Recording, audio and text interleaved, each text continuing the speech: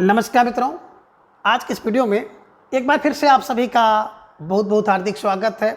हम आशा करते हैं कि आप सभी स्वस्थ होंगे, मस्त होंगे और पूरी तरह से अपनी तैयारी में व्यस्त होंगे। तो मित्रों, आज के इस वीडियो में हिंदी साहित्य इतिहास के अंतर्गत नाटक विधा से संबंधित सभी महत्वपूर्ण और संभावित प्रश्नों को व्याख्यात्मक तरीके से हल करेंगे और इसके साथ इन्हें ट्रिक की सहायता से याद करने का भी प्रयास करेंगे। तो हम आशा करते हैं कि वीडियो आप सबके लिए बहुत ही महत्वपूर्ण होने वाला है, इसलिए इस वीडियो को आप लोग अंत तक जरूर देखें और आपको थोड़ा सा भी आवश्यक लगे तो बिल्कुल अपनी जो नोटबुक है ना, उस नोटबुक में दर्ज कर लें। मित्रों, मेरे द्वारा जो भी प्रश्नोत्तरी आप सबके लिए कराई जाती है, तो इस प्रश्नोत्तरी का उद्देश्य केवल प्रश्नोत्तरी ही नहीं है, बल्कि इस प्रश्नोत्तरी के माध्यम से आपका जो टॉपिक होता है उस टॉपिक को मैं पूरी तरह से कवर करने का प्रयास करता हूँ। तो जितने भी संभावित प्रश्न आपकी परीक्षा के दृष्टिकोण से होते हैं, सबको मैं इसी सेशन में, इसी वीडियो में याद कराने का प्रयास करता हूं। तो जो भाई बहन मतलब काफ़ी समय से तैयारी कर रहे हैं, तो उनकी तैयारी तो बहुत मजबूत है, वो अपनी तैयारी को जांच परख सकते हैं, मजबूत भी कर सकते हैं। लेकिन जो हमारे नए भाई बहन मित्र हैं, तो निश्चित रूप से आप अपनी तैयारी को बूस्ट कर सकते हो। आप मेरे साथ जुड़ करके अपनी तैयारी को बिल्कुल बहुत बेहतरीन स्थिति में ले जा करके खड़े कर सकते हो। और इसका प्रमाण मैं नहीं, आप लोग खुद हो। मैं देखता हूँ कि ढेर सारे भाई बहन सुबह जुड़ते हैं और सारे के सारे प्रश्नों को बिल्कुल सही करते हैं। आप सबका कमेंट आता है कि सर 125 प्रश्नों में से मेरे 123 सही हैं, मेरे 118 सही हैं, मेरे 119 सही हैं। तो निश्चित रूप से आप सबका परिश्रम का फल है, जो कि बिल्कुल दिख रहा है। तो आप सबसे एक बार बिल्कुल आग्रह है कि बिल्कुल आप लोग किसी भी चीज़ को हल्के में ना लें और कोई भी चैनल, कोई भी व्यक्ति, कोई भी टीचर्स आपके लिए बड़ा छोटा नहीं है। बात यह है कि जिसकी बात आपको समझ में आ जाए या जिसको आपने फॉलो किया, निश्चित रूप से आपकी नाव को पार कराने के लिए पर्याप्त होता है। चाहे कोई बुक हो, चाहे कोई चैनल हो, चाहे कोई कोचिंग हो, है ना। तो मूल मंत्र यही है कि करना आपको है और किस तरह से आप करेंगे ये आपके ऊपर डिपेंड करता है। तो मित्रों, बहुत ज़्यादा बातें हो गई, लेकिन बातें होना भी ज़रूरी है, क्योंकि आप सब बिल्कुल लगातार पढ़ते जाएँ और आगे पीछे ना सोचें, तो ये भी थोड़ा सा कहीं न कहीं आप कह सकते हैं ना, कुछ कमी है। तो इसलिए जितनी तैयारी आप लोग किए हो, उसको परखने के लिए बिल्कुल मेरे साथ जुड़िए। और जो नए भाई बहन हैं, बिल्कुल यहीं से आप लोग मेरे साथ जुड़िए और आप लोग खुद महसूस करेंगे कि आपकी जो तैयारी है ना, उसको दिन दूना रात चौगुना ना करा दूँ। तो फिलहाल चलिए, आज की प्रश्नोत्तरी का जो पहला प्रश्न है, प्रश्न संख्या 26, कृष्णार्जुन युद्ध नाटक किसका है? विकल्प कह रहे हैं कि मिश्र बंधु का है, विकल्प बी माखनलाल चतुर्वेदी का है, विकल्प सी प्रसाद का, या फिर विकल्प डी गंगा प्रसाद बिमल का।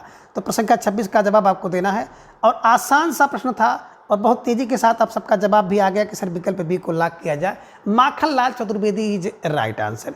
अब इसे कैसे दिमाग में बैठाएंगे? तो देखिए मित्रों, आप यहाँ पे देख पा रहे हैं कृष्णार्जुन युद्ध। अब कृष्ण और अर्जुन का युद्ध क्यों होता है? बोले सर माखन के लिए होता है, माखन खाने के लिए कृष्ण और अर्जुन में युद्ध हो गया।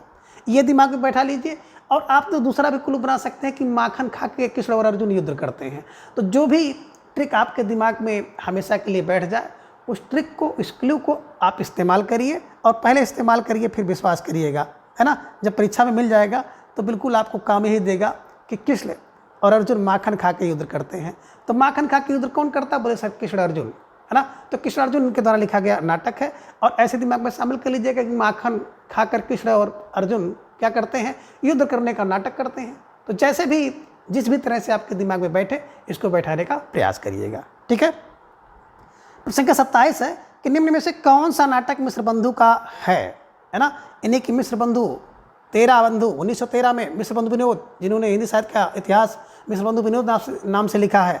अब वो कह रहे हैं कि उनका कौन सा नाटक है? विकल्प कह रहे हैं कि भारत दुर्दशा, विकल्प बी ऑनरेरी मजिस्ट्रेट, विकल्प सी लबड़ धो दो, या फिर विकल्प डी नेत्रोन्मीलन। तो सोचिए, समझिए, विचार कीजिए, फिर प्रश्न संख्या 27 का जवाब दीजिए। तो बिल्कुल आप सबके जवाब की प्रतीक्षा, और धीरे धीरे आप सबका जवाब भी आना शुरू हो गया कि सर जो मित्र बंधु का नाटक है, विकल्प डी नेत्रोन्मीलन इज राइट आंसर, है ना। देखिए, जो बंधु होते हैं ना, तो बंधु क्या होता है? बंधुओं के नेत्रों से उन्मिलन होता है, मिलन होता है। जब बंधु मिलते हैं आपस में, तो उनसे पहले नेत्रों का उन्मिलन होता है, नेत्रों से नेत्र मिलते हैं अपने बंधु के, अपने मित्र के, अपने परिचित लोगों के, और उसमें प्रेम झलकता है। तो ऐसे क्लू बना लिएगा, नेत्रों से उन्मिलन तो बंधु का होता है। तो बंधु फार मिश्र बंधु का ध्यान में रखिएगा। एक बड़ा प्यारा सा नाटक आप देख पा रहे हैं, भारत दुर्दशा। और भारत की दुर्दशा 80 वर्ष में होती है, 80 फार 1880 में। तो भारत की दुर्दशा होती है, भारत हरिश्चंद्र जी का नाटक है। ये भी आप यही पर दिमाग में बैठा लीजिए, ठीक है। विकल्प में देख रहे हैं कि ऑनरेरी मजिस्ट्रेट। अब ऑनरेरी मजिस्ट्रेट जो होता है ना, बड़ा सुदर्शन होता है, देखने में बड़ा सुंदर लगता है। मजिस्ट्रेट को आप जान ही रहे हैं ना, अगर किसी को मजिस्ट्रेट का पद मिल जाए तो बड़ा सुदर्शन दिखेगा, है ना, देखने में ही सुदर्शन होते हैं। तो मजिस्ट्रेट लोग देखने में सुदर्शन होते हैं, सुदर्शन जी का है। लबड़ धो धो। अब बदरी में लबड़ी लग जाती है, तो लबड़ी को धो धो लो भैया, धो लो, है ना। बदरी फार बद्रीनाथ भट्ट। ये बद्रीनाथ चौधरी प्रेमघन नहीं है, बल्कि बद्रीनाथ भट्ट हैं, है ना। अब लबड़ी लग जाए, आपको लबड़ लग जाए बदरी में, तो भट्ट से धो लो। तो भट्ट फार बद्रीनाथ भट्ट राइट आंसर, ध्यान में रखिएगा। तो निश्चित रूप से पहला आपने देखा भारत हरिश्चंद्र जी का, दूसरा आपने देखा सुदर्शन का, तीसरा लबड़ धो बद्रीनाथ भट्ट का है, और चौथा नेत्र उन्मिलन मिश्र बंधु। बंधु का नेत्र उन्मिलन, नेत्रों से उन्मिलन किसका होता है? बंधु का होता है। तो बंधु फार मिश्र बंधु इज राइट आंसर। प्रश्न संख्या 28 है कि संगीत शकुंतला नाटक किसका है? बेहतरीन सा प्रश्न है आप सबकी स्क्रीन पर, और आप सबके बिल्कुल जवाब इस पर आना चाहिए, सभी का आना चाहिए। और कुछ भाई बहन की शिकायत है कि सर कुछ लोग छुपकर देखते हैं, कमेंट नहीं करते हैं। तो भैया जो लोग छुपकर देखते हैं वो भी कमेंट करें बिल्कुल कि संगीत शकुंतला नाटक किसका है। विकल्प कह रहे हैं कि निवास का, विकल्प बी प्रताप नारायण मिश्र का, विकल्प सी बद्रीनाथ चौधरी, या फिर विकल्प डी बालकृष्ण भट्ट का। तो प्रश्न संख्या 28 का जवाब सभी को देना है। बहुत बेहतरीन प्रश्न है। थोड़ी सी यहाँ पर देखेंगे, अगर जल्दबाजी हो जाएगी तो गड़बड़ी हो सकती है। और आप सबका जवाब आ गया कि सर विकल्प बी को लॉक किया जाए, Badrinath Chaudhary Pratap Narayan Mishra is right answer. तो निश्चित रूप से जिन भाई बहनों का जवाब विकल्प बी आया प्रताप नारायण मिश्र, आप सबकी तैयारी बहुत बेहतरीन है और आप सब निश्चित रूप से बधाई के पात्र हैं। देखिए, बात करें हम लोग संगीत शकुंतला, तो संगीत से शकुंतला का क्या होता है? प्रताप बढ़ता है। संगीत से शकुंतला का प्रताप बढ़ता है। शकुंतला कोई है जो कि संगीत बजाती है, संगीत में उसकी रुचि है, तो संगीत से क्या होता है? शकुंतला का प्रताप बढ़ता है। तो संगीत शकुंतला प्रताप, प्रताप फर प्रताप नारायण मिश्र का है, ध्यान में रखिएगा। और निवास जी ने भी एक नाटक लिखा है, केवल शकुंतला है, तो शकुंतला निवास का ध्यान में रखिएगा। निवास शकुंतला अगर केवल शीर्षक होता ना, तो शकुंतला शीर्षक नाटक निवास का होता, ध्यान में रखिएगा। बड़ा महत्वपूर्ण नाटक वो भी है, ठीक है ना। तो इसलिए विकल्प में मैंने इन्हें शामिल किया था। तो निश्चित रूप से आप सबके जो विकल्प बी था बहुत सटीक और सही जवाब। प्रश्न संख्या 29 है कि प्रहलाद चरित नाटक किसका है? विकल्प कह रहे कि बालकृष्ण भट्ट का है, विकल्प बी देवकी नंदन खत्री का है, विकल्प सी श्री विद्यानिवास दास का है, या फिर विकल्प डी शीतला प्रसाद त्रिपाठी का। तो प्रश्न संख्या 29 का जवाब आपको देना है। आप सबके स्क्रीन में और आप सबके जवाब में, जवाब की प्रतीक्षा में प्रश्न संख्या 29 बिल्कुल इंतजार कर रहा है कि आप सबका जवाब आए। और आप सबका जवाब भी बिल्कुल लाजवाब आया कि सर विकल्प सी को लॉक किया जाए, श्रीनिवास दास इज राइट आंसर, है ना। क्या होता है? बोले सर प्रहलाद का चरित्र तो निवास करे, है ना। सब लोग देखिए, प्रहलाद को आप जान ही रहे हैं कि भक्त प्रहलाद किस तरह के थे। तो भक्त प्रहलाद जैसा चरित्र निवास करे किसके अंदर? सबके अंदर, आपके बालक बच्चों के अंदर। कौन? बोले सर प्रहलाद का चरित्र निवास करे। ये क्लू है कि प्रहलाद का चरित्र सर निवास करे। तो निवास था श्रीनिवास दास जी का नाटक है। कौन? प्रहलाद चरित्र। तो प्रहलाद जैसा चरित्र निवास करे, ध्यान में रखिएगा, ठीक है। तो निश्चित रूप से आई होप कि आप सबका ये जो विकल्प है सी हमेशा के लिए कंठस्थ हो गया होगा। और इस क्लास का उद्देश्य यही है कि इसी क्लास में ही आपको कंठस्थ हो जाए। एक बार में तो नहीं होगा, लेकिन निश्चित रूप से 2-3 बार अगर आप इसको देखेंगे तो बिल्कुल आपको कंठस्थ हो जाएगा, ठीक है ना। 2-3 बार देख लेंगे, निश्चित रूप से कंठस्थ हो जाएगा, ठीक है। चलिए, प्रश्न संख्या 30 है कि निम्न में नाटक एवं नाटककार सुमेलित नहीं है।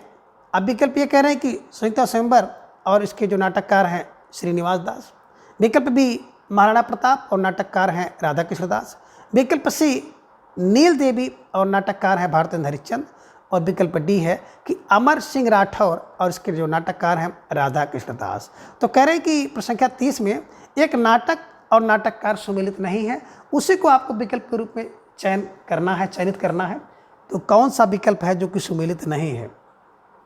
अब आप सबका जवाब भी आ गया कि सर विकल्प डी को लॉक किया जाए, है ना। अमर सिंह राठौर की बात करते हैं, तो अमर सिंह राठौर जो नाटक है राधा कृष्ण दास का नहीं है, बल्कि राधा चरण का है, राधा चरण गोस्वामी, है ना। अब देखिए व्यक्ति अमर हो गया, और कौन, बोले व्यक्ति अमर हो गया, कौन, राठौर का, है ना। तो अमर हो गया राठौर का व्यक्ति था जो कि अमर हो गया, कैसे, बोले सर राधा के चरण में पढ़कर, राधा के चरण में व्यक्ति अमर हो गया। तो अमर का मतलब हो गया अमर सिंह राठौर, और राधा के चरण का मतलब हो गया राधा चरण गोस्वामी द्वारा लिखा गया नाटक है। बाकी आप जो देख रहे हैं संयुक्ता स्वयंवर, है ना, संयुक्ता स्वयंवर में निवास करिए भैया, निवास करिए, तो निवास पर निवास दास जी का है। और अभी आपने देखा था कि प्रहलाद चरित निवास करे, हर व्यक्ति के अंदर, हर बच्चे के अंदर प्रहलाद जैसा चरित निवास करे, तो प्रहलाद चरित निवास श्रीनिवास दास जी का है। और महाराणा का प्रताप तो भैया राधा कृष्ण दास, है ना, राधा कृष्ण के दास बन करके क्या करो, महाराणा का प्रताप देखो, है ना। और नील देवी, तो नील देवी भैया एक सी है भारत की, 1881 में है, और भारत की नील देवी एक सी है, ये ध्यान में रखिएगा। तो भारत की भारत माने भारत हरिजन जी का नाटक है, ध्यान में रखिएगा। प्रश्न संख्या 31 है कि नई रोशनी का विष किसका नाटक है। विकल्प ये कह रहे कि राधा कृष्णदास का नाटक है, विकल्प बी बालकृष्ण भट्ट का है, विकल्प सी काशीनाथ खत्री का है, या फिर विकल्प डी गोपाल राम गहमरी का है। तो प्रश्न संख्या 31 का जवाब आपको देना है। बहुत बेहतरीन प्रश्न है, और जितने भी आप देख रहे हैं जो नाटककार इसमें हैं, निश्चित रूप से सारे नाटककार बड़े महत्वपूर्ण हैं, और इन लोगों के जो प्रसिद्ध नाटक है उसकी भी चर्चा हम लोग अभी करेंगे। तो फिलहाल आपको जवाब देना है कि नई रोशनी का विष किसका नाटक है, और आप सबका जवाब भी बड़े धल्ले के साथ आ गया, सर विकल्प बी को लॉक किया जाए, Balkrishna Bhatt is right answer, है ना। देखिए अगर नई रोशनी मिल जाए ना, तो नई रोशनी एक विष है, किसके लिए, बोले सर बालकों के लिए भट्ट से, है ना, बालक के लिए भट्ट से क्या है, एक विष है, क्योंकि नई रोशनी जैसे देखते हैं बच्चे ना, उसमें कूदने लगते हैं, शरारत करने लगते हैं और चोट खा जाते हैं। तो बस नई रोशनी बालकों के लिए क्या है, विष है भट्ट से, है ना। नई रोशनी विष है किसके लिए, बालकों के लिए भट्ट से, भट्ट से ध्यान में रखिएगा। और एक क्लू अभी बना सकते हैं कि नई रोशनी में बाल भट्ट जाते हैं, भटक जाते हैं, ध्यान में रखिएगा, भट्ट से गिर जाते हैं। तो बाल किस ध्यान में रखिएगा, और नई रोशनी का विष बालकृष्ण भट्ट द्वारा लिखा गया नाटक है। विकल्प आप देख रहे हैं राधा कृष्णदास। बात करें राधा कृष्णदास जी का, तो इनका एक नाटक है दुखनी बाला, दुखनी बाला, है ना। दुखनी बाला कौन है, बोले दुखनी बाला तो बिल्कुल, है ना, किसका, बोले राधा कृष्णदास की जो दुखनी बाला है ना, वो बिल्कुल बाला होने का नाटक करती है, दुखनी होने का नाटक करती है, ध्यान में रखिएगा। राधा कृष्ण के दास दुखनी होने का नाटक करते हैं, तो दुखनी बाला होने का नाटक करते हैं, दुखनी बाला नाटक है, ठीक है ना। और बालकृष्ण भट्ट का भी आपने देखा कि नई रोशनी का विष। काशीनाथ खत्री जी की बात करें तो इनके द्वारा लिखा गया एक बड़ा प्रसिद्ध नाटक है विधवा विवाह, है ना। तो काशीनाथ क्या करता है, बोले काशीनाथ जो है ना, तो काशीनाथ विधवा से विवाह करते हैं, ये ध्यान में रखिएगा कि काशीनाथ खत्री हैं जो विधवा से विवाह करने का नाटक करते हैं। तो विधवा से विवाह करने का नाटक कौन करता है, बोले सर काशीनाथ खत्री। काशीनाथ खत्री क्या करता है, बोले सर विधवा से विवाह करने का नाटक करते हैं, ध्यान में रखिएगा। और गोपाल राम गहमरी, गोपाल कह रहे हैं कहाँ मर जाए देश की दशा को देख करके, तो देश दशा इनके द्वारा लिखा गया नाटक है ना। तो गोपाल राम कह रहे हैं कहाँ मर जाए, देश की दशा को देखकर कह रहे हैं कहाँ मर जाए, तो कहाँ मर जाए मैंने देश दशा गोपाल राम गहमरी, ठीक है ना, ये ध्यान में रखिएगा। तो निश्चित रूप से प्रश्न संख्या 31 का विकल्प B Balkrishna Bhatt is right answer. प्रश्न संख्या 32 है कि निम्न में भारतेंद्र हरिश्चंद्र के किस नाटक में राजपूती आन बान एवं नारी व्यक्तित्व की प्रतिष्ठा का चित्रण है। विकल्प ये कह रहे हैं कि अंधेर नगरी में, विकल्प बी नील देवी नाटक में, विकल्प सी चंद्रावली में, या फिर विकल्प डी सत्य हरिश्चंद्र में। तो प्रश्न संख्या 32 का जवाब आप सबको देना है। बहुत बेहतरीन प्रश्न है कि निम्न में से भारतेंद्र हरिश्चंद्र के किस नाटक में राजपूती आन बान एवं नारी व्यक्तित्व की प्रतिष्ठा का चित्रण है। विकल्प कह रहे हैं अंधेर नगरी में, विकल्प बी नील देवी में, विकल्प सी चंद्रावली में, या फिर विकल्प डी सत्य हरिश्चंद्र में, है ना। तो प्रश्न संख्या 32 का जवाब आपको देना है। और आप सब भाई बहनों का जवाब भी तेज़ी से आ गया कि सर प्रश्न संख्या 32 का विकल्प B Neel Devi is right answer. देखिए जो राजपूती आन बान शान है ना, वो देवी के लिए है और देवी की प्रतिष्ठा होती है, तो देवी की प्रतिष्ठा फॉर नील देवी, है ना।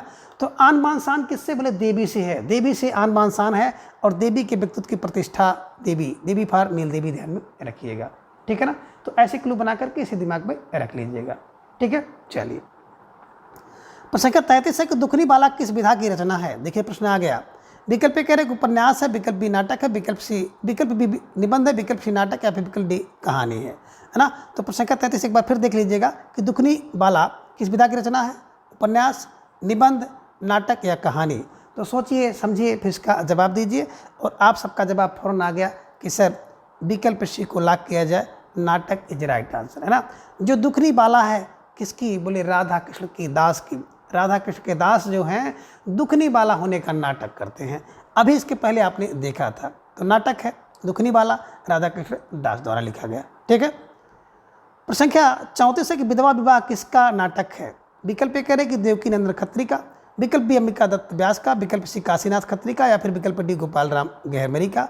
और आप सबका जवाब भी तेजी के साथ आ गया कि सर इसकी चर्चा तो अभी पहले हुई थी, विकल्प C Kashinath Khatri is right answer, है ना। और आप लोगों को क्लू भी आ गया। कुछ भाई बहन लिख भी रहे हैं कि विधवा से विवाह करने का नाटक कौन करता है? काशीनाथ खत्री करता है। तो विधवा से विवाह करने का नाटक कौन करता है? काशीनाथ खत्री करते हैं, ध्यान में रखिएगा। और काशीनाथ खत्री को बिल्कुल एज इट इज हमेशा के लिए कंठस्थ कर लीजिए।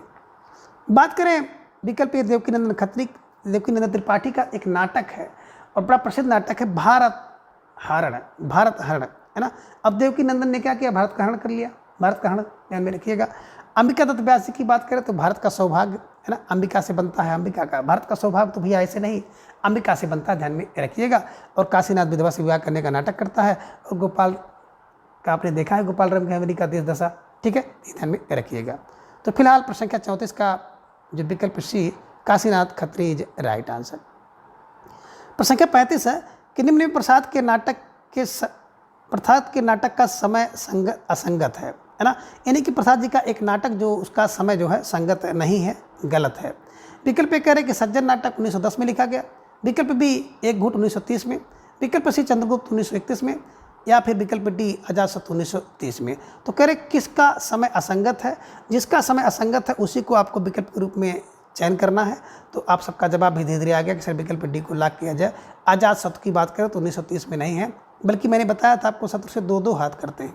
अगर आपका शत्रु मिल जाए आपके पास तो शत्रु से दो दो हाथ होता है, दो दो, बस दो दो का मतलब हो गया 1922 इज राइट आंसर, ठीक है ना। सज्जन बोले सर 10 जन बने 1910 में। एक घूंट बोले 30 की एक घूंट मिलती है तो 1930 में है। चंद्रगुप्त हो जाता बोले 31वीं का चांद हो, ध्यान में रखिएगा, 31वीं का चांद मतलब 1931 में। और शत्रु से दो दो हाथ होता है तो 1922 में, ध्यान में रखिएगा। और प्रश्न संख्या 35 का विकल्प डी को हमेशा के लिए याद कर लीजिए। प्रश्न संख्या 36 है कि निम्न में से प्रसाद के किस नाटक की कथा वस्तु जो है महाभारत से ली गई है? यानी कि निम्नलिखित में से कौन सा नाटक ऐसा है प्रसाद जी का जिसमें महाभारत की कथा पर आधारित नाटक है? विकल्प ए कह रहे कि सज्जन है, विकल्प बी करुणालय है, विकल्प सी प्रायश्चित, या फिर विकल्प डी जन्मेजय का नागयज्ञ। तो प्रश्न संख्या 36 का जवाब आपको देना है। और आप सब भाई बहनों का जवाब भी आ गया, सर विकल्प ए को लॉक किया जाए, सज्जन इज राइट आंसर, है ना। बात करें सज्जन में 10 जन, सज्जन कितने बोले सर 10 जन। तो सज्जन नाटक प्रसाद जी का 1910 में लिखा गया। और इसी सज्जन नाटक की बात अगर हम लोग करें तो बिल्कुल महाभारत की जो कथा है ना उस पर आधारित है, ध्यान में आपको रखना होगा। तो महाभारत का कथानक इसमें देखने को आपको मिलेगा। विकल्प बी की बात करते हैं करुणालय, बिल्कुल करुणालय 1913 में, ध्यान में रखिएगा, इनके द्वारा लिखा गया नाटक है प्रसाद जी द्वारा, जिसमें हरिश्चंद्र और विश्वामित्र जी का आपको प्रसंग देखने को मिलेगा। और अगला प्रायश्चित, ध्यान में रखिएगा, तो प्रायश्चित 1913 में, है ना, जिसमें जयचंद्र की मूर्खता के कारण जो है पृथ्वीराज चौहान की जो पराजय है उसका वर्णन आपको देखने को मिलेगा। और जन्मेजय का नाग एक जो होता है ना तो उसमें 27 नाग आते हैं, 27 क्या 26 नाग आते हैं, ध्यान में रखिएगा। 1926 में कहीं 27 ही मिलता है, तो फिलहाल 1926 को आप सही माने, है ना, 26 नाग आ जाते हैं। अब 26 नाग आएंगे जिसमें परीक्षित का जो लड़के हैं, राजा परीक्षित के लड़के जिनका नाम जन्मेजय है, तो जन्मेजय ने नागों का यज्ञ कराया था, तो इसका वर्णन आपको देखने को मिलेगा। तो फिलहाल यहाँ पे है कि महाभारती कथा से विकल्प ये सज्जन इज राइट आंसर। प्रश्न संख्या 37 है कि प्रसाद के नाटक ध्रुवस्वामिनी का सही समय है, यानी कि ध्रुवस्वामिनी कब लिखा गया? विकल्प ए कह रहे 1928 में, विकल्प बी 1930 में, विकल्प सी 1933 में, या फिर विकल्प डी 1931 में, या फिर विकल्प डी 1933 में। तो प्रश्न संख्या 37 का जवाब आपको देना है। और आप सबका जवाब भी धीरे धीरे आ गया कि विकल्प डी को लॉक किया जाए, 1933 इज राइट आंसर, है ना। बात करें 1928 में, तो 1928 में स्कंदगुप्त नाटक इन्होंने लिखा था। 1930 में एक घूंट, 1931 में चंद्रगुप्त है, और 1933 में देखिए 3 ध्रुवस्वामिनी। अब देखिए जो ध्रुव माने होता बिल्कुल निश्चित है ना। तो ध्रुव है, निश्चित है, क्या है कि तीनों से तन मन धन तीनों से जो लोग क्या है बिल्कुल निश्चित हैं, वही ध्रुवस्वामिनी है, ध्यान में रखिएगा। तो तीनों फार 1933 ध्यान में रख लीजिएगा और इसको ऐसे दिमाग पे बैठा लीजिएगा। ठीक है, चलिए। प्रश्न संख्या 38 है कि अंग्रेज राज सुख साज सजय सब भारी, पै धन विदेश चली जात यह अति ख्वारी, सुक्ति किसकी है? विकल्प ए कह रहे कि अंधेर नगरी नाटक की है, विकल्प बी भारत दुर्दशा की है, विकल्प सी धनंजय विजय की है, या फिर विकल्प डी दुर्लभ बंधु की। तो प्रश्न संख्या 38 का जवाब आप सबको देना है और आप सबका जवाब धीरे धीरे आ गया कि सर विकल्प बी को लॉक किया जाए। तो निश्चित रूप से जिन भाई बहनों का जवाब विकल्प बी है, आप सबका जो जवाब है बिल्कुल सही जवाब है और आप सब बधाई के पात्र हैं। अब कैसे दिमाग में बैठाएंगे? देखिए, अंग्रेज राज क्या करते हैं, सुख साज कर रहे हैं, है ना, और सारा पैसा विदेश लेके चले जा रहे हैं। तो जब अंग्रेज राज करेंगे, सुख साज करेंगे, तो उससे क्या होगा, भारत की दुर्दशा हो जाएगी। अब भारत की दुर्दशा का मतलब भारत दुर्दशा ध्यान में रखिएगा। और भारत की दुर्दशा कब होती, बोले सर 80 वर्ष की। जब कोई व्यक्ति 80 वर्ष का हो जाता है ना, तो उसकी दुर्दशा हो जाती है, ध्यान में रखिएगा। तो 80 फार 1880 में भारत दुर्दशा नाटक भारत ने लिखा था, जिसमें क्या अंग्रेज राज सुख साज सब है ना। अब अंग्रेज राज सुख साज करेंगे तो भैया क्या होगा, देश की दुर्दशा हो जाएगी, भारत की दुर्दशा हो जाएगी। तो भारत दुर्दशा नाटक इज राइट आंसर, ध्यान में रखिएगा। प्रश्न संख्या 39 है कि निम्न में से प्रसाद के नाटकों का सही अनुक्रम कौन सा है? विकल्प ए कह रहे कि सबसे पहले राजश्री नाटक, उसके बाद विशाख, फिर अजातशत्रु और फिर कामना है। विकल्प बी कह रहे हैं कि पहले विशाख है, फिर राजश्री, फिर कामना, फिर अजातशत्रु। विकल्प सी कह रहे पहले कामना है, फिर राजश्री है, फिर विशाख है, फिर अजातशत्रु है। और विकल्प सी कह रहे पहले अजातशत्रु, फिर राजश्री, फिर विशाख और फिर कामना है। तो बिल्कुल इसको थोड़ा सा सोच समझ लीजिए, विचार कर लीजिए, इसके बाद इसका जवाब दीजिएगा कि सही क्रम कौन सा है। और आप सब भाई बहनों का जवाब भी आ गया कि सर विकल्प ए को लॉक किया जाए, है ना, ये सही क्रम है। राजश्री की बात करते हैं तो 1915 में लिखा गया।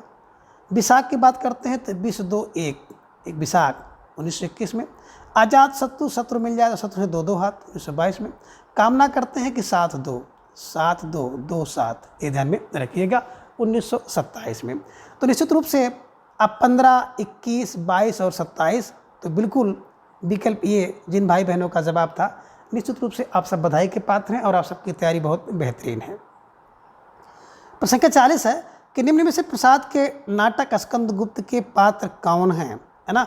अब इसमें स्कंदगुप्त के पात्रों के बारे में पूछा जा रहा है कौन कौन से हैं। विकल्प ए कह रहे कि पृथ्वीसेन है, स्कंदगुप्त हैं और दंडनायक हैं। विकल्प बी कह रहे कि चाणक्य, सकटार, सिंहरण और अंबिक हैं। विकल्प सी कह रहे हैं कि चंद्रगुप्त, रामचंद्रगुप्त और शिखर स्वामी हैं। या फिर विकल्प डी उपयुक्त सभी हैं। तो बिल्कुल प्रश्न संख्या 40 का जवाब आपको देना है कि कौन सा विकल्प सही है।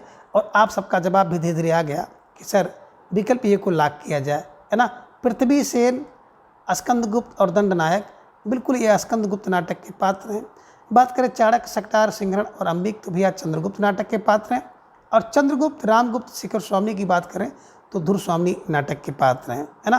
तो निश्चित रूप से इस प्रश्न पर बिल्कुल आप स्टार लगा लीजिए और इसको बिल्कुल अपनी नोटबुक में दर्ज कर लीजिए, है ना। ये जो पात्र बड़े महत्वपूर्ण हैं और जिस नाटक से संबंधित हैं, तो पात्र उसके नाटकों को बिल्कुल आप कंठस्थ कर लीजिए, है ना। और अगर आपको विस्तृत रूप से पढ़ना है, ट्रिक की सहायता से याद करना है, तो चैनल की जो प्लेलिस्ट है पीजीटी हिंदी, तो पीजीटी हिंदी की प्लेलिस्ट आप ओपन कर लीजिएगा और बिल्कुल चले जाइएगा। सारी की सारी वीडियो आपको विस्तृत रूप से मिलेगी और बिल्कुल ट्रिक की सहायता से मिलेगी। 2-3 बार देखोगे तो बिल्कुल आपको सब कंठस्थ हो जाएगा। तो निश्चित रूप से आप सबका जो जवाब था विकल्प ए इज राइट आंसर। प्रश्न संख्या 41 है कि सभी पात्र को उनके नाटकों के साथ मिलान करें, है ना। यानी कि सभी पात्र और नाटक के साथ मिलान करना है। विकल्प ए में आप देख रहे हैं कि अंत, देवकी, देवसेना और विजया, कह रहे चंद्रगुप्त से मिलान करिए। विकल्प बी कार्नेलिया, कल्याणी और एलिस ध्रुवस्वामी से। विकल्प सी ध्रुवस्वामी को स्कंदगुप्त से। मालविका, अलका और सुहासिनी चंद्रगुप्त से। तो कह रहे हैं कि इसको सही क्रम में मिलाना है, कौन सा पात्र जो कि महिला पात्र हैं किस नाटक से संबंधित हैं। अब विकल्प आप सबका जवाब भी धीरे धीरे आ गया कि सर विकल्प ए को लॉक किया जाए। अब विकल्प ए जिन भाई बहनों का जवाब आया है निश्चित रूप से बधाई के पात्र हैं और इसको हम लोग बिल्कुल एक बार चेक करेंगे। देखिए, बात करें अंत, देवकी, देवसेना और विजया, है ना। तो निश्चित रूप से अंत, देवकी, देवसेना और विजया कहाँ की, विकल्प 3 स्कंदगुप्त की पात्र हैं। कार्नेलिया, कल्याणी और एलिस की बात करते हैं तो चंद्रगुप्त नाटक के पात्र हैं। ध्रुवस्वामी, बिल्कुल ध्रुवस्वामी विकल्प 2 की पात्र है, 2। और चौथा देखें मालविका अलका सुहासिनी, है ना, तो निश्चित रूप से अगर देखेंगे तो बिल्कुल विकल्प 4 की पात्र हैं। यानी कि बिल्कुल आप चंद्रगुप्त से आपने महिला पात्र को देखा और पुरुष पात्र को देखा तो ढेर सारी महिला पात्र थे, तो आपको 2 विकल्प चंद्रगुप्त से मिलेगा, 4 और 1, ध्यान में रखिएगा। तो निश्चित रूप से जिन भाई बहनों का जवाब विकल्प ये आया था, निश्चित रूप से आप सबका जवाब बहुत बेहतरीन था। ठीक है, प्रश्न संख्या 42 है कि यदि प्रेम ही जीवन का सत्य है तो संसार ज्वालामुखी किसका कथन है?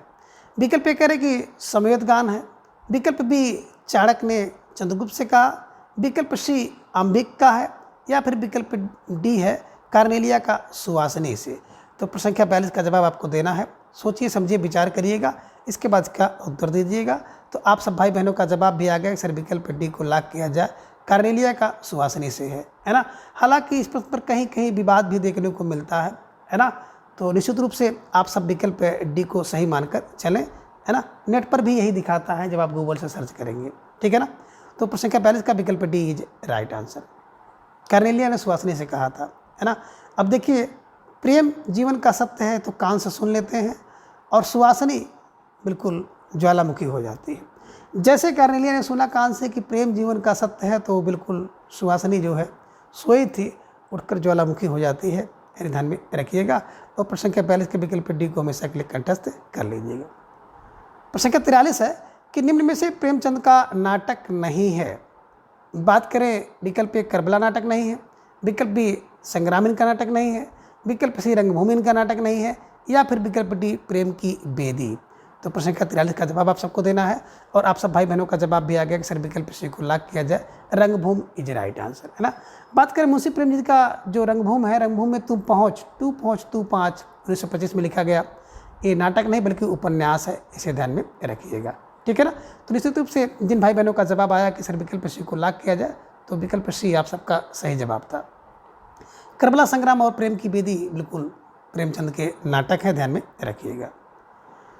प्रश्न संख्या 44 है कि राजमुकुट और बरमाला नाटक किसका नाटक है? विकल्प ए कह रहे कि बद्रीनाथ भट्ट का है, विकल्प बी पांडे बेचन शर्मा उग्र का है, विकल्प सी गोविंद बल्लभ पंत का है, या फिर विकल्प डी सेठ गोविंद दास का। तो प्रश्न संख्या 44 का जवाब आप सबको देना है। बहुत बेहतरीन प्रश्न है आप सबके स्क्रीन पर, और बिल्कुल आप सबके जवाब की प्रतीक्षा में, और धीरे धीरे आप सबका जवाब भी आना शुरू हो गया कि सर विकल्प सी को लॉक किया जाए, Govind Ballabh Pant is right answer, है ना। देखिए बरमाला किसको बोले सर? गोविंद को, है ना। गोविंद को बरमाला शोभा देती है, और राजमुकुट गोविंद को, ध्यान में रखिएगा। तो राजमुकुट और बरमाला गोविंद को शोभा देती है, तो गोविंद और बल्लभ को, तो Govind Ballabh Pant is right answer, ठीक है। तो प्रश्न संख्या 44 का विकल्प है सी को आप हमेशा के लिए कंठस्थ कर लीजिए। आगे प्रश्न संख्या 45 है कि रक्षाबंधन किसका नाटक है? विकल्प ए कह रहे हैं कि विशंभर नाथ शर्मा कौशिक का नाटक है, विकल्प बी प्रसाद का नाटक है, विकल्प सी हरिकृष्ण प्रेमी का, या फिर विकल्प डी सुदर्शन का। तो प्रश्न संख्या 45 का जवाब आप सबको देना है, और इस प्रश्न पर बिल्कुल स्टार लगा लीजिए और सोच समझकर विचार करके फिर इसका जवाब दीजिएगा। तो निश्चित रूप से आप सब भाई बहनों का जवाब भी आ गया कि सर विकल्प सी हरिकृष्ण प्रेमी इज राइट आंसर, है ना। देखिए जो हरिकृष्ण का प्रेमी होगा ना वो रक्षाबंधन, है ना, और रक्षाबंधन कौन बनाएगा? जो प्रेमी होगा तो वही राखी बंधवाएगा, ध्यान में रखिएगा, है ना। तो प्रेमी, हरिकृष्ण प्रेमी, ध्यान में रखिएगा। और इसी रक्षाबंधन शीर्षक से ही विशंभर नाथ शर्मा कौशिक ने कहानी लिखी है, तो ध्यान में रखिएगा। अगर कहानी पूछे तो विशंभर नाथ शर्मा कौशिक, ध्यान में रखिएगा। और अगर आपसे नाटक पूछे तो हरिकृष्ण प्रेमी है। तो आप दिमाग में बैठा लीजिएगा, हरिकृष्ण प्रेमी जो है रक्षा बंधने का नाटक करते हैं, और विशंभर नाथ शर्मा रक्षाबंधन पर कहानी सुनाते हैं।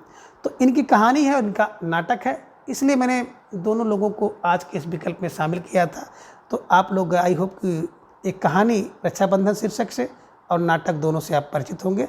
स्टार लगाइए और इस प्रश्न को बिल्कुल अपने नोटबुक में दर्ज कर लीजिए। तो निश्चित रूप से जिन भाई बहनों का जवाब विकल्प सी था, बिल्कुल आप सब बधाई के पात्र हैं और आप सबकी तैयारी बहुत उत्कृष्ट है। प्रश्न संख्या 46 है कि अरुण मधुमेह देश हमारा किसका गीत है? विकल्प ए कह रहे हैं कि चाणक्य का गीत है, विकल्प बी सुहासिनी का, विकल्प सी कार्नेलिया का, या फिर विकल्प डी समवेत गान है। तो प्रश्न संख्या 46 का जवाब आप सबको देना है, और आप सब भाई बहनों का जवाब भी आ गया कि सर अरुण अगर मधुमेह कोई गाएगा ना तो कान से सुनाई दे देगा। तो अरुण और मधुमेह गान कैसा है? कान से सुनते हैं, तो कान से सुनने का मतलब कार्नेलिया का है, ध्यान में रखिएगा। और प्रश्न संख्या 46 के विकल्प सी को हमेशा के लिए कंठस्थ कर लीजिए। प्रश्न संख्या 47 है कि हिंदी का प्रथम राजनीतिक नाटक कौन सा है?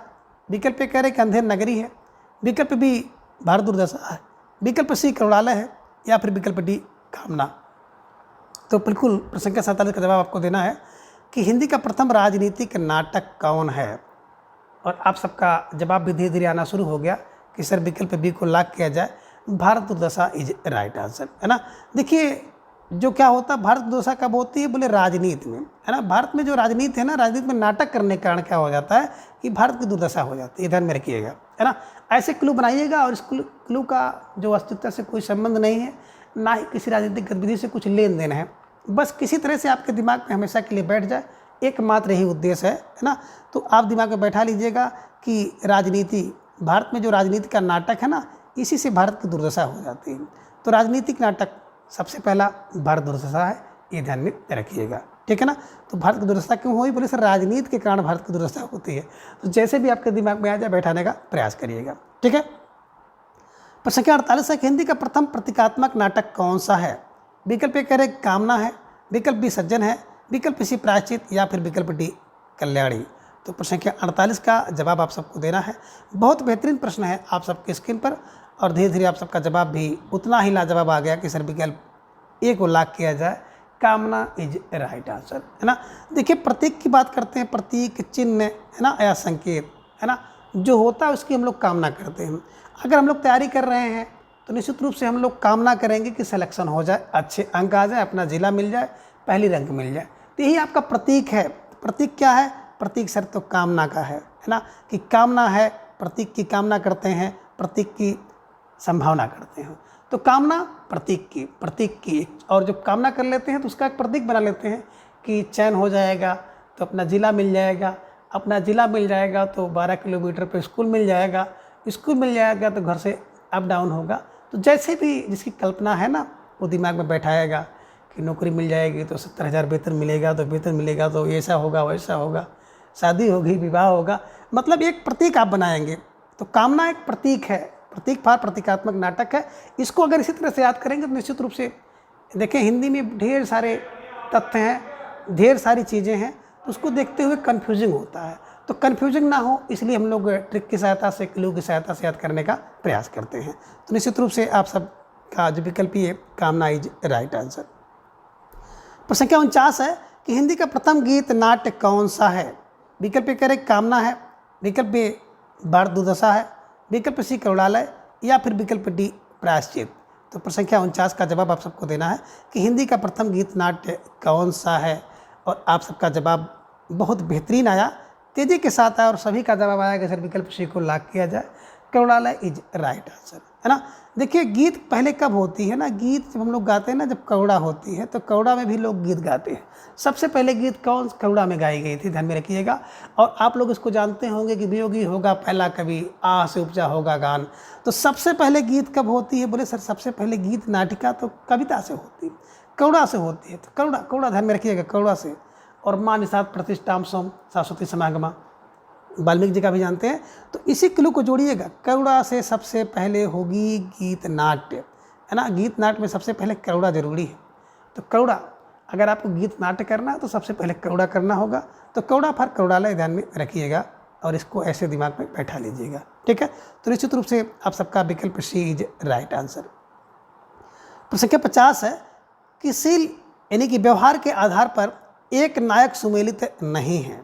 विकल्प ए की बात करते हैं तो धीरो दत्त नायक राम जी हैं, ये सुमेलित नहीं है। या फिर विकल्प बी धीरो दत्त नायक कर्ण, विकल्प सी धीर ललित नाटक नायक जो है दुष्यंत, या फिर विकल्प डी धीर प्रशांत रावण, है ना। तो प्रश्न के 50 का जवाब आप सबको देना है। बहुत बेहतरीन प्रश्न आप सबके स्क्रीन पर है, और इस तरह से प्रश्न आपकी परीक्षा में पूछा गया है, और आप सबका जवाब धीरे धीरे आ रहा है कि सर विकल्प डी को लॉक किया जाए, धीर प्रशांत रावण, है ना। धीर प्रशांत रावण नहीं, बल्कि धीर प्रशांत जो नायक होगा ना, वो बिल्कुल युधिष्ठिर होंगे, ये ध्यान में रखिएगा। अब देखिए कैसे आप धीर प्रशांत करते हैं। तो सबसे पहले विकल्प ए पर देखें, धीरो यानी कि धीर धन उदात्त, ऐसा जो नायक हो जो धीर हो, धीर माने गंभीर हो, और उसके साथ उदात्त हो मतलब विनम्र हो। तो जो विनम्र हो और अहंकार से शून्य हो, ऐसे नायक को धीरोदत्त नायक कहते हैं। कि बिल्कुल आप कह सकते हैं कि विनम्र एवं अहंकार से शून्य हो, जैसे राम, यानी कि महान नाटक जो महान नायक होता है ना, वो धीरोदत्त नायक होता है, महान, है ना, राम जी। विकल्प बी में आप कह रहे हैं धीरोदत्त नायक, जो धीर होता है, धीर माने बिल्कुल धैर्यशाली तो होता है, लेकिन उसके साथ साथ वो अहंकारी होता है। जैसे कर्ण हैं, भीम हैं, है ना, तो कर्ण और भीम को आप देखते होंगे कि बिल्कुल एक महान तो नायक तो हैं, लेकिन इनके अंदर अहंकार है, इसलिए धीरोदत्त नायक के अंतर्गत कर्ण और भीम आएंगे, ध्यान में रखिएगा। विकल्प सी है धीर ललित, तो धीर ललित ऐसा नायक होता है जो ललित कलाओं से युक्त होता है, जैसे दुष्यंत हैं, और आपने देखा होगा कृष्ण जी हैं, है ना, तो ये धीर ललित के अंतर्गत आते हैं। धीर प्रशांत का मतलब होता है जो हमेशा शांत रहने वाला नायक होता है, उसे धीर प्रशांत कहते हैं।